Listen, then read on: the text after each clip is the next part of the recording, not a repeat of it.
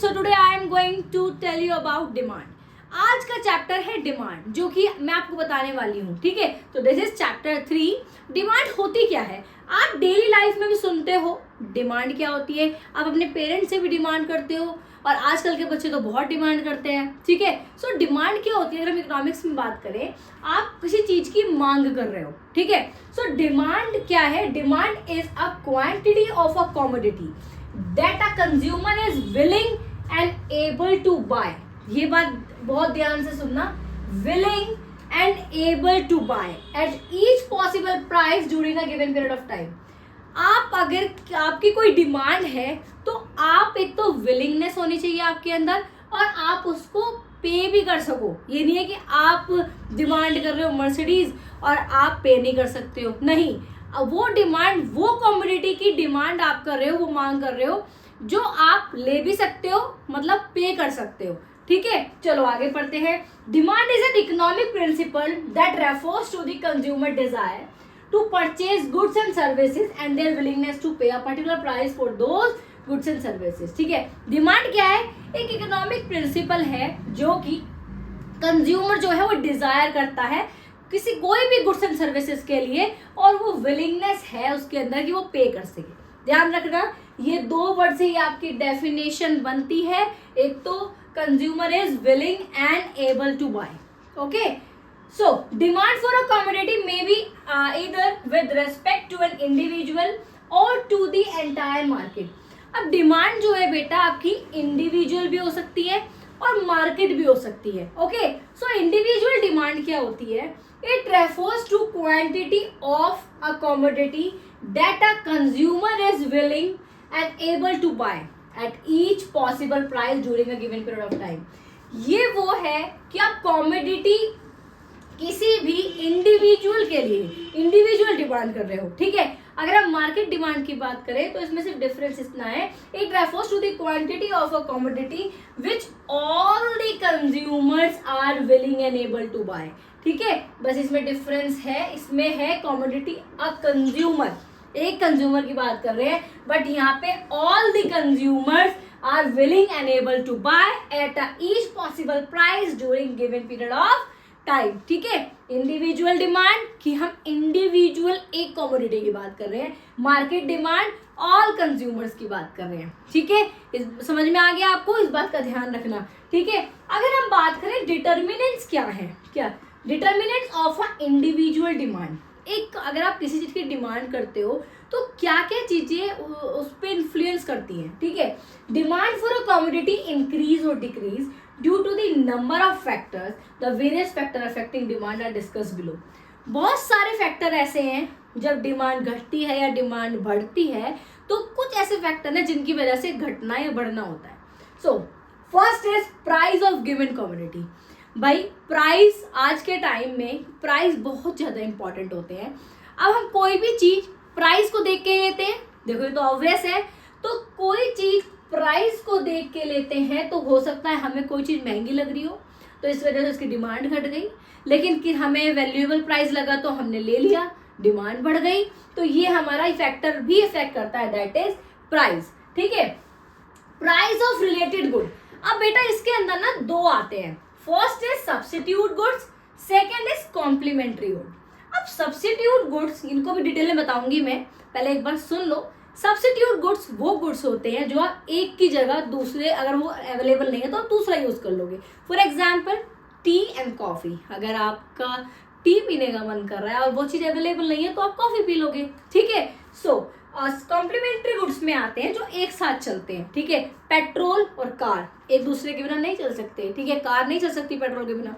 तो ये चीजें होती हैं कॉम्प्लीमेंट्री के अंदर. थर्ड इज बेटा the income of customer. Income के ऊपर भी डिपेंड करता है. जैसे आपकी इनकम होगी वैसे ही आप खर्चा करोगे, वैसे आप सेविंग करोगे. तो बहुत ज्यादा इंपॉर्टेंट है, अगर आप किसी चीज की भी डिमांड करते हो तो अकॉर्डिंग टू योर इनकम, जिस हिसाब का आपके पास पैसा है उसी हिसाब की आप डिमांड करते हो. ठीक है, सो इसलिए बोला है क्योंकि अगर आप डिमांड बहुत ज्यादा हाई लेवल पे करोगे तो आप विलिंगनेस होनी चाहिए आपके अंदर पे करने के लिए. ठीक है, fourth one is taste and preferences. भाई देखो, टेस्ट और प्रेफरेंसेस भी चेंज हो सकता है. मीन्स आप बहुत टाइम से एक चीज कंज्यूम कर रहे हो सकता है अब आपका मन नहीं कर रहा वो कंज्यूम करने का, तो तो आप चेंज कर दोगे, शिफ्ट कर दोगे अपने आप डिमांड किसी और चीज की करने लगोगे। ठीक है, अभी आपको डिटेल में बताऊंगी मैं आगे। Fifth is the expectation of change in price in future. भाई हो सकता है आगे जाकर फ्यूचर में इसके प्राइस चेंज हो जाए, ये चीज भी इफेक्ट करती है। तो ध्यान रखना कौन कौन से फैक्टर हैं जो एक आपकी डिमांड को बताती है कि डिमांड घट रही या बढ़ रही है। किस बेसिस पे? Price of given commodity, price of related good, जो कि इसके अंदर दो आते हैं, substitute goods, complementary goods, then the income of customer, fourth one is taste and preferences, fifth one is the expectation of change in price in future. ठीक है बेटा, समझ में आ गया? देखो साथ साथ पढ़ते रहो, साथ साथ नोट्स बनाते रहो। अगर कहीं टॉपिक पे आप अटक रहे हो या प्रॉब्लम आ रही है आप मुझे बताओ, ठीक है, या फिर आपको नोट्स चाहिए तो आप मुझे बताओ, मैं अलग से आपके लिए हैंड रिटन नोट्स भी लिखकर बना दूंगी, बट आप पढ़ लो बेटा। ठीक है, चलो जी आगे पढ़ते मेरे बेटा। सो बेटा first factor is price of the given commodity. अब देखो प्राइस ऑफ गिवन कमोडिटी मतलब प्राइस कैसे इफेक्ट कर रहा है आपकी डिमांड को। It is the most important factor affecting demand for the given commodity. Generally there exists an inverse relationship between price and quantity demanded. It means as price increases, quantity demand fall due to decrease in satisfaction level of consumer. देखो price में ना inverse relationship है। ठीक है, अगर आपका किसी चीज का प्राइस बढ़ गया तो बेटा आपकी डिमांड घट जाएगी ना, तो this will be inverse relationship between किसके अंदर? प्राइस एंड क्वांटिटी डिमांडेड के अंदर। जो आप क्वांटिटी डिमांड कर रहे हो, जो आप Q that is quantity demanded, और ये आपका प्राइस है। अगर आपका प्राइस बढ़ गया तो आपकी डिमांड घट जाएगी, अगर प्राइस घट गया तो बेटा क्वांटिटी डिमांड बढ़ जाएगी। ठीक है, so next is price of the related good. Price of the related good में दो तरह के गुड्स आते हैं। अब देखो कंसेप्ट क्या कह रहा है, प्राइस ऑफ रिलेटेड गुड मतलब डिमांड गुड की लेनी है और जो रिलेटेड गुड है उसका क्या लेना है? प्राइस। अब देखो सब्स्टिट्यूट गुड्स और कॉम्प्लीमेंट्री गुड्स। सब्स्टिट्यूट गुड्स वो होते हैं जो हम एक की जगह दूसरा यूज कर सकते हैं। सब्स्टिट्यूट है आपके पास ऑप्शन है, ठीक है, जो मिलते जुलते गुड्स होते हैं जैसे टी एंड कॉफी। ठीक है, so substitute goods these are those goods which can be used in place of one another for the satisfaction of a particular want, like tea and coffee। आप example लिख देना। ठीक है, an increase in the price of substitute goods and leads to an increase in the demand for a given commodity and vice versa। अब देखो example के साथ बताऊं मैं आपको, if the price of substitute goods से कॉफी, देखो आपका सब्स्टिट्यूट गुड्स कौन सा हुआ? ये हो गया कॉफी। ठीक है, और आपका गुड क्या है? T. So if the price of substitute goods increases, substitute goods coffee है तो इसका प्राइस बढ़ गया। ठीक है, then demand of the given commodity will rise as tea will become relatively cheaper in comparison to coffee। अगर इसका price बढ़ गया तो इसकी डिमांड बढ़ जाएगी। क्यों? क्योंकि अगर कॉफी महंगी हो गई तो कॉफी पीने वाले भी चाय पे पहुंच जाएंगे। ठीक है, अगर टी की डिमांड कम हो गई, ठीक है, इसका भी प्राइस कम हो गया तो कॉफी पे पहुंच जाएंगे। हम एग्जाम्पल लेके चल रहे हैं कॉफी और टी का, तो सब्स्टिट्यूट गुड्स कौन से हुए? दूसरा हम ले रहे हैं, सब्स्टिट्यूट ले रहे हैं, हमें टी पीनी है, हमारे पास नहीं है तो हम कॉफी पी लेंगे।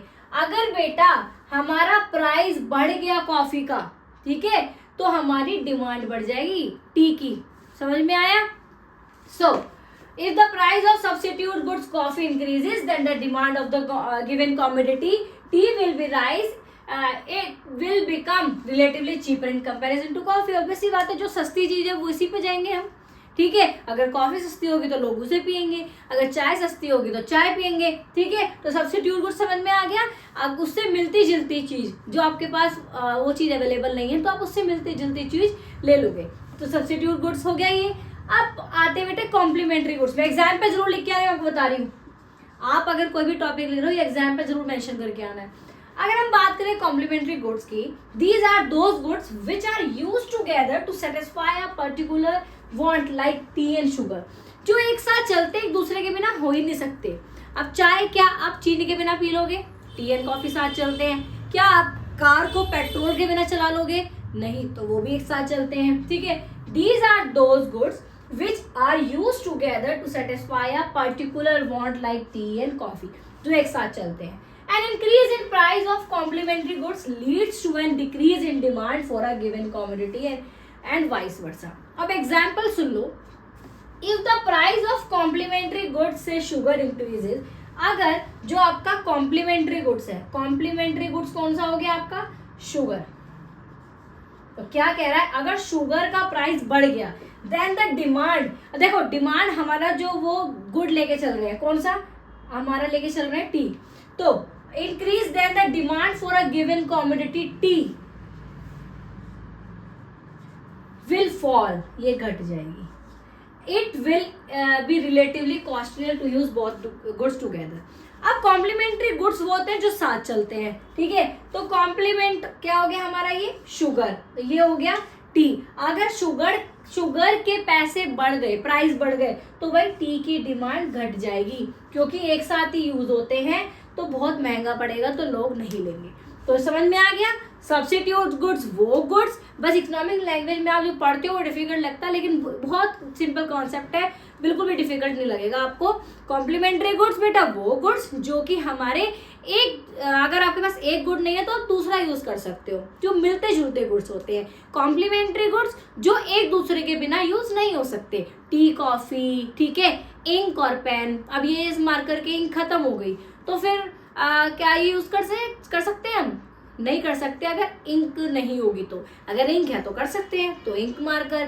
पेट्रोल है, कार पेट्रोल, कार नहीं चल सकती पेट्रोल के बिना, ठीक है. तो ऐसे ही अगर एग्जांपल है, पेट्रोल का अगर प्राइस बढ़ जाए तो फिर लोग कम यूज करते हैं कार को. अगर पेट्रोल का प्राइस कम हो जाए तो हो सकता है भाई जो पेट्रोल की वजह से ही, खर्चे की वजह से लोग कार नहीं ले पा रहे वो भी कार ले लेंगे, ठीक है. समझ में आ गया आपको substitute goods and complementary goods. एक बार इसको रीड आउट करो, समझ में नहीं आया तो मुझे बताना, इसका स्क्रीनशॉट लो. और एक बात और ध्यान रखना, सब्स्टिट्यूट में आप क्या देखते हो, डायरेक्ट रिलेशनशिप. क्या देखते हो, इस चीज को लिख लो, डायरेक्ट रिलेशनशिप. और कॉम्प्लीमेंट्री में आप क्या देखते हो, इनवर्स रिलेशनशिप, ठीक है. तो कंफ्यूज नहीं होना. सब्स्टिट्यूट गुड्स हमारा डायरेक्ट रिलेशनशिप है और कॉम्प्लीमेंट्री गुड्स हमारा इनवर्स रिलेशनशिप है, ठीक है. चलो अब मैं आगे पढ़ाती हूँ आपको. Third is income of consumer. तो बेटा हमारी इनकम पे भी बहुत फर्क पड़ता है इनकम से. अब आपकी इनकम ज्यादा होगी तो आप भी उसी हिसाब से खर्च करोगे, कम होगी तो आप उसी हिसाब से खर्च करोगे. अगर मैं आपको बोलूँ आपके पास आज के टाइम में बहुत सारा पैसा है तो आप उसके हिसाब से ही अपनी डिमांड को सेट करोगे, अपने जो भी चीज़ें खरीदोगे. और अगर मैं बोलूँ कि आपकी इनकम, आपके पास पैसा बहुत कम है तो क्या आप सारे चीज़ों पैसा खर्च कर पाओगे, नहीं. तो वही चीज़ है, कंज्यूमर उसी हिसाब से डिमांड करता है जो उसके पास विलिंगनेस हो पे की, वो पे कर सके. तो इनकम का कैसे फर्क पड़ता है, if the given commodity is a normal good then an increase in income leads to a rise in the demand while a decrease in income reduce the demand. अब देखो ये बोल रहा है अगर कोई गिवन कमोडिटी नॉर्मल गुड है. अब देखो मैं आपको बताऊंगी नॉर्मल गुड क्या होता है, इंफीरियर गुड्स होता है. एग्जांपल के साथ पहले आप सुन लो, अगर नॉर्मल गुड क्या है कोई भी कमोडिटी, तो अगर वो इंक्रीज हो रही है then an increase in income leads to rise in its demand. तो अगर वो क्या हो रही है, वो इंक्रीज होगी और क्या होगा, डिमांड भी बढ़ेगी. While a decrease in income reduce the demand. अगर भाई इनकम अगर घट रही है तो डिमांड भी घट जाएगी.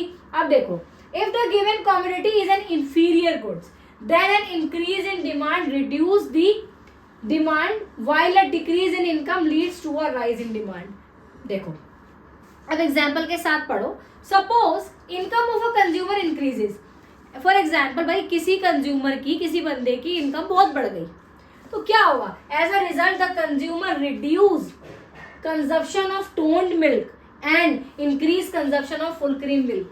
भाई जो कि वो पहले से टोन्ड मिल्क यूज कर रहा था अब वो नहीं करेगा, उसकी इनकम बढ़ गई, उसके बाद पैसा ज्यादा आएगा तो वो क्या करेगा, फुल क्रीम मिल्क यूज करेगा. In this case toned milk is a inferior good. जो वो छोड़ रहा है, जो वो पहले से कर रहा था वो क्या है बेटा, inferior good. For the consumer and full cream milk is normal good. ठीक है, अब फुल क्रीम गुड्स क्या हो गए, उसके लिए नॉर्मल गुड हो गए क्योंकि उसकी इनकम बढ़ गई। तो यही बात बोल रहे हैं, अगर कंज्यूमर की इनकम बढ़ रही है, ठीक है, तो क्या होगा, अगर कंज्यूमर की इनकम बढ़ रही है तो भाई वो डिमांड भी बढ़ाएगा, अगर कंज्यूमर की इनकम घट रही है तो डिमांड भी घटेगी। ठीक है, अब टेस्टेस एंड प्रेफरेंसेस।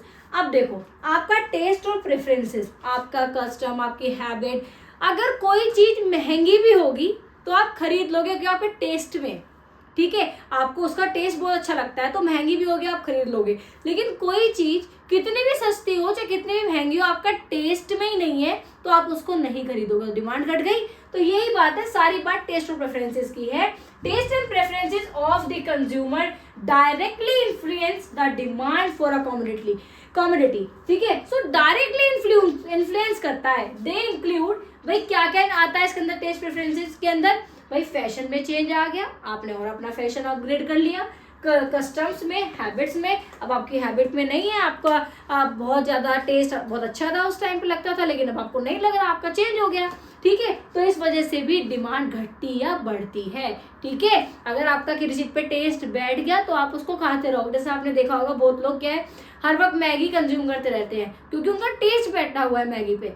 ठीक है, तो उसको बार बार कंज्यूम करते हैं। So that is taste and preferences. अब बात करें हम fifth, this is last factor जो कि इफेक्ट करता है आपकी डिमांड बढ़ रही है घट रही है, expectation of change in price in future. भाई ऐसा भी तो हो सकता है ना, फ्यूचर में प्राइस चेंज हो जाए, इसकी वजह से भी तो डिमांड बढ़ सकती है घट सकती है। अब कोई न्यू फोन लॉन्च हुआ है तो वो बहुत महंगा है, हमें पता है कि एक महीने बाद कुछ समय बाद उसका पैसे घट जाएंगे, तो लोग क्या करते हैं, डिमांड घटा देते हैं कि हमें पता है भाई ये कुछ समय बाद इसके पैसे कम हो जाएंगे तब ले लेंगे। ठीक है, so expectation of change in price in future, if the price of certain commodity is expected to increase in near future, then people will buy more of that commodity than what they normally buy। अगर हमें ये लग रहा है कि future में इसके पैसे बहुत बढ़ने वाले हैं तो हम वो चीज़ खरीद लेंगे। जैसे आप शेयर भी खरीदते हो तो शेयर्स में क्या होता है कि आपको ये लग रहा है कि फ्यूचर में भाई इसके पैसे बहुत बढ़ेंगे तो मैं अभी खरीद लेता हूँ। ठीक है, तो अगर एक्सपेक्टेशन आपको है कि भाई आगे पैसे बढ़ेंगे तो आप वो चीज़ खरीदोगे, बट क्या होगा, there existence a direct relationship between the expectation of change in price in future and change in demand in the current period. Example, if the price of petrol is expected to rise in future, it present demand will increase.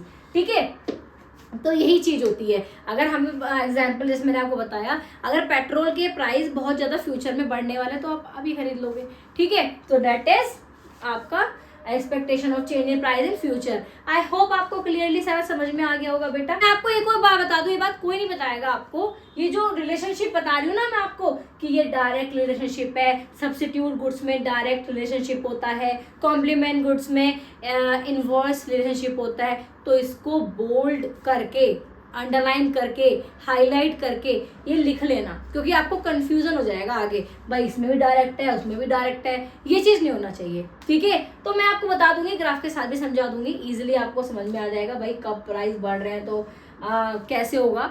ठीक है, आपको clearly समझ में आ जाएगा।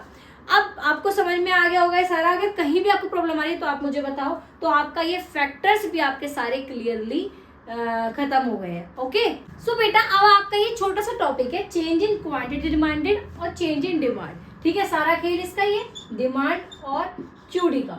अब इसमें difference बहुत confusion होता है, देखो मैं क्लियरली बता देती हूँ।